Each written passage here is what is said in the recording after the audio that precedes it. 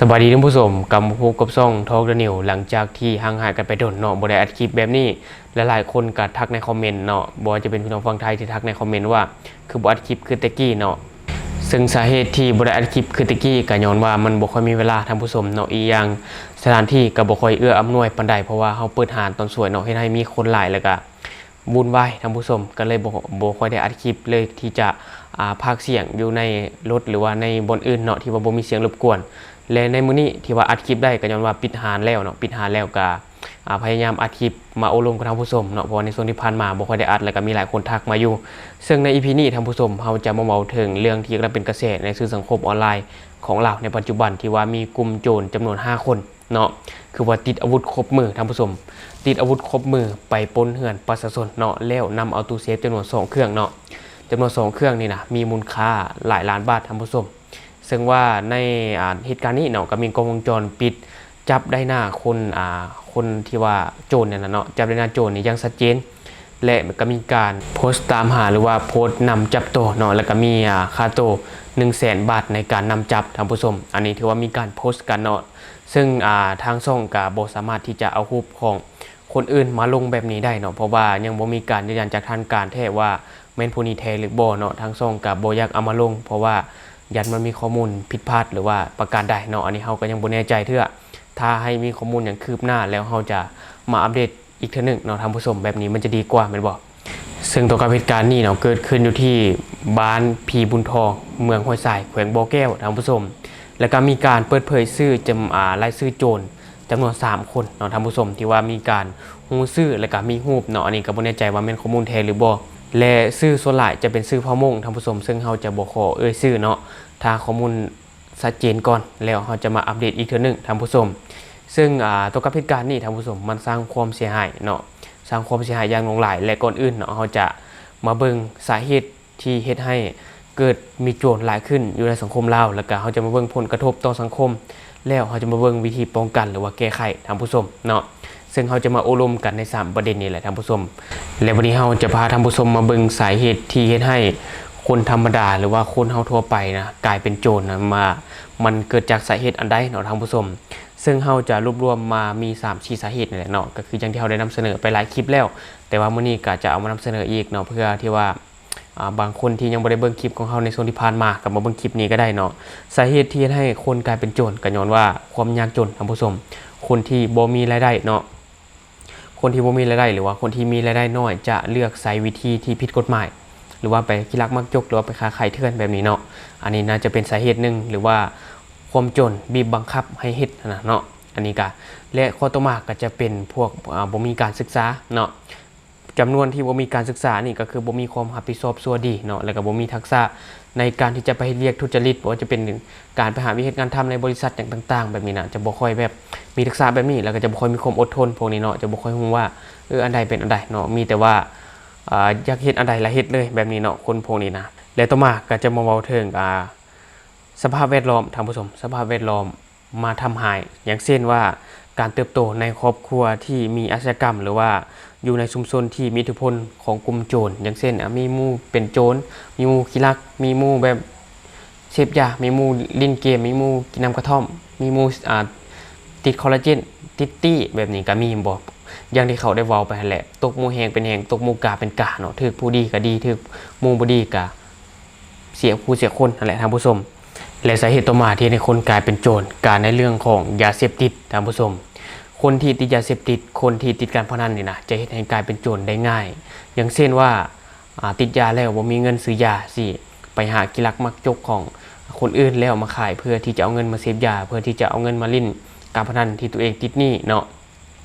แบบนี้ก็มีเนาะท่านผู้ชมและนี่ก็จะเป็นสาเหตุหลักๆที่เฮารวบรวมมาได้เนาะและก็ยังมีอีกสาเหตุอื่นๆว่าจะเป็นเรื่องค่าครองชีพสูงแล้วเฮ็ดให้คนมีรายได้น้อยนะต้องบีบบังคับตัวเองไปขี้ลักไปเฮ็ดให้เพื่ออยู่รอดว่าสิซะเนาะอันนี้ก็ถือว่ามีคือกันอันนี้ถือว่าเป็นสาเหตุท่านผู้ชมและบัดนี้เฮามาเบิ่งผลกระทบต่อสังคมเนาะการที่มันเกิดมีโจรขึ้นเรื่อยๆหรือว่าเกิดมีปรากฏการณ์แบบนี้มันมีผลกระทบต่อสังคมแนวใดก็คือว่า1เลยมันจะสร้างความก็คือว่า1เลยมันจะสร้างความหวาดกลัวเนาะหรือว่าความบ่มั่นคงให้กับประชาชนแน่นอนแหละหลายคนก็ระวัดระแวงในเมื่อมันเห็นเหตุการณ์แบบนี้บ่เหตุการณ์แบบนี้เฮ็ดให้หลายๆคน ต้องแบบระมัดระวังตัวเองให้หลายขึ้นนะหลายคนก็ย่านบ่อยากป้าเงินป้าซ่านเฮ็ดให้สังคมบ่น่าอยู่ท่านผู้ชมเนาะอันนี้หลายคนก็น่าจะฮู้แล้วอย่าว่าแต่ประชาชนเลยเนาะที่ว่ามีความย่านกลัวขนาดข้าพเจ้าเองแอดมินเองก็ยังมีความย่านกลัวกับสังคมลาวเฮาในปัจจุบันถือว่ามีความโหดร้ายขึ้นทุกมื้อและก็โจรก็มีมาในหลายรูปแบบขึ้นทุกมื้อถือว่าเป็นตาย่านหลายแม้แต่หารแอดมินเองเนาะที่ว่าแอดมินเปิดหารเนี่ยนะแม้แต่ไม้ถูพื้นเนาะบางคนอาจจะหูไม้ถูพื้นแล้วก็ยุ่งกวดเนี่ยนะคาดป้าไว้หน้าทางนี่เขาเจ้ายังรักเอาเนาะอันนี้บ่ฮู้ว่าเป็นอย่างจึงว่ามารักเอาและคนที่รักก็คือฮู้กันอยู่เพราะว่าอยู่แถวแอดมินอยู่นี่จะมีแบบคนที่เสพยาเสพติดแล้วเป็นบ้าเสียจิตย่างเลาะตามถนนหนทางเก็บเล็กเก็บหยังไปขายเพื่อที่จะไปซื้อยามากินนะเนาะซึ่งว่าอยู่ในหน้าหาดนี่ป้าอย่างบ่ได้เลยเนาะแม้แต่ป้ายหาดนี่ก็ต้องได้เอาเข้าทุกมือเพื่ออย่างเพื่อความปลอดภัยเพราะว่าที่ผ่านมาเป็นบทเรียนแล้วดิแม่ก็อันโซกเนื้อนะเขาก็ยังลักเอาไปงึดเลยเนาะสังคมลาวเฮานี่และนั่นก็จะเป็นผลกระทบข้อทำอิฐเนาะที่เราได้กล่าวไปแล้ววันนี้เรามาเบิ่งผลกระทบข้อที่2ก็คือว่ามันจะได้ธุรกิจหรือว่านักท่องเที่ยวเนี่ยบ่กล้าจะมาลงทุนอยู่ในลาวเนาะเพราะว่าเห็นต่อกับเหตุการณ์ที่มันเกิดขึ้นอยู่ในสปปลาวนี่แล้วนะหลายๆคนก็บ่กล้าที่จะเสี่ยงเนาะเพราะมีโจรหลายแห่งในปัจจุบันนะแล้ววันนี้มาเบิ่งผลกระทบข้อต่อมาเนาะก็คือว่ามันจะเกิดต้นทุนทางสังคมเพิ่มขึ้นก็คือว่าจะต้องจ้างรปภหรือว่าต้องติดกล้องวงจรปิดหรือว่าจัดงบประมาณตำรวจหลายขึ้นเนาะตรงนี้ท่านผู้ชมเฮาจะเว้าเนาะนี่เนาะก็คือว่ากล้องวงจรปิดเนี่ยนะแม้แต่ว่าคนลักรถจักรเห็นหน้าจ๊ะๆเลยนะยังนำโตเขาบ่ได้ทุกมือนี่แท้เว้าได้แท้หากว่ากล้องวงจรปิดนี่มันแทบจะช่วยอย่างบ่ได้เลยแล้วก็เฮ็ดให้โจรนี่มันบ่ได้ย่านกลัวหยังเลยได้ท่านผู้ชมบ่มีความย่านกลัวเลยสำหรับโจรนี่นะทั้งที่ติดเซเลนแบบว่าไปมีคนแบบติดกันขโมยสินะมีคนไปเคาะประตูบ้านหรือว่ามีคนไปปีนกำแพงอย่างแล้วมันตรวจจับแล้วมันเฮ็ดเสียงดังเลยอันนี้น่าจะดีเนาะอันนี้จะเฮ็ดให้โจรตื่นแล้วมันก็หนีไปได้อันนี้น่าจะดีกว่ากล้องวงจรปิดแต่ว่าก็ติดไว้ก็ดีเนาะเพื่อจะได้เห็นหน้าโจรแล้วก็ตามจับง่ายท่านผู้ชมแล้ววันนี้เรามาเบิ่งแนวทางการป้องกันและการแก้ไขกับปัญหาปรากฏการณ์ย่อท้อของสังคมนี้เนาะปรากฏการณ์ขี้ลักนี่นะว่าเราจะมีแนวทางการป้องกันและการแก้ไขแนวใดอันนี้สำหรับมุมมองของข้าพเจ้าเองเนาะก็คือว่าในระยะสั้นนี่นะการแก้ไขหรือว่าการป้องกันในระยะสั้นนี่ก็คือว่าเพิ่มกล้องวงจรปิดแล้วก็สายตรวจเนาะไฟแล้วก็ส่องสว่างในพื้นที่เสี่ยงบ่เฮ็ดให้มืดหลายเฮือนเฮ็ดสว่างโลดเนาะอย่าเฮ็ดยานเปลืองไฟอยู่ฮู้ว่าค่าไฟแพงแต่ว่าความปลอดภัยหรือว่าความปลอดภัยของครอบครัวนี่มันถือว่ามาก่อนอยู่แล้วเนาะแล้วก็ลงโทษผู้กระทำผิดอย่างจริงจังเนาะอย่างจริงจังแล้วก็โปร่งใสอันนี้ก็จะเฮ็ดให้กลุ่มคนที่กำลังคิดที่จะเฮ็ดหรือว่าคนที่เฮ็ดแล้วก็อาจจะมีความย่านกลัวต่อกับการแก้ไขหรือว่าการลงโทษแบบจริงจังตัวนี้เนาะแต่ที่เฮาก้าวไปก็จะเป็นการป้องกันหรือว่าการแก้ไขในระยะสั้นและวันนี้เฮามาเบิ่งระยะยาวท่านผู้ชมระยะยาวนี่ละแม่นเฮาต้องพัฒนาคุณภาพชีวิตเนาะเช่นว่า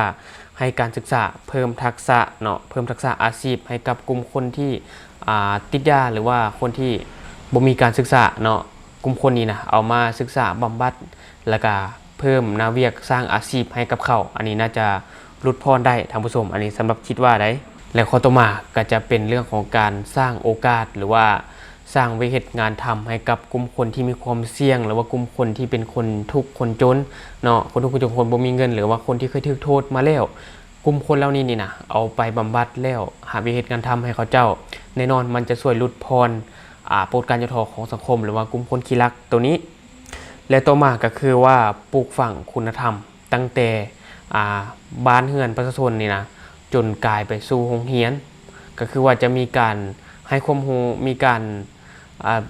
ปลูกจิตสำนึกตั้งแต่ยังน้อยเนาะอันนี้จะมีผลดีอยู่ท่านผู้ชมและต่อมาฟื้นฟูผู้กระทำผิดให้กลับมาใช้ชีวิตแล้วก็กลับมามีวิธีการทำคือกับคนปกติทั่วไปหาเงินแบบนี้เนาะอันนี้จะเป็นการดีอยู่ท่านผู้ชมอันนี้ก็จะเป็นระยะยาวเนาะเราต้องมีการใช้เวลาในการแก้ไขปัญหาสรุปแล้วโจรบ่แม่นปัญหาเฉพาะทางด้านกฎหมายท่านผู้ชมแต่มันมีปัญหาทางด้านสังคมเนาะที่ว่ามันจะสร้างความผลกระทบต่อสังคมและก็สังคมเริ่มล่ำต่อสังคมลาวเนาะทางว่าบ่มีการแก้ไขแต่ก็เชื่อว่าทางการลาวจะสามารถแก้ไขปัญหาปรากฏการณ์ย่อท้อของสังคมลาวนี้ได้เนาะเพราะว่าเฮาก็เห็นข่าวออกมาแล้วว่าที่เจ้าหน้าที่ของสปปลาวจะมีการหารือเกี่ยวกับการ แก้ไขปรากฏการณ์ย่อท่อของสังคมลาวเฮาเนาะอันนี้ก็ติดตามไปนำกันว่าจะมีผลงานเป็นรูปธรรมในมือใดท่านผู้ชม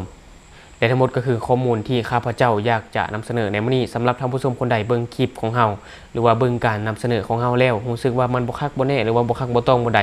ท่านผู้ชมก็สามารถฝากไว้ได้ภายใต้คอมเมนต์ของเฮาเนาะแล้วเราจะเข้าไปอ่านอันใดเป็นความรู้เราก็จะเก็บมาเอาไว้เนาะอันใดเป็นข้อตำหนิติเตียนทางช่องก็จะเก็บมาปรับปรุงแก้ไขให้มันดีขึ้นกว่านี้เนาะท่านผู้ชมและอย่าลืมสำหรับท่านผู้ชมคนใดเบิ่งคลิปของเรามาฮอดปัจจุบันแล้วยังบ่ได้กดติดตามช่องเนาะก็อย่าลืมเข้าไปกดติดตามช่องแล้วก็กดกระดิ่งแจ้งเตือนเพื่อเป็นกำลังใจให้ข้าพเจ้าและเวลาข้าพเจ้าได้